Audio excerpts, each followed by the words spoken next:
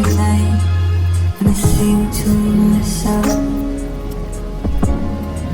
what a wonderful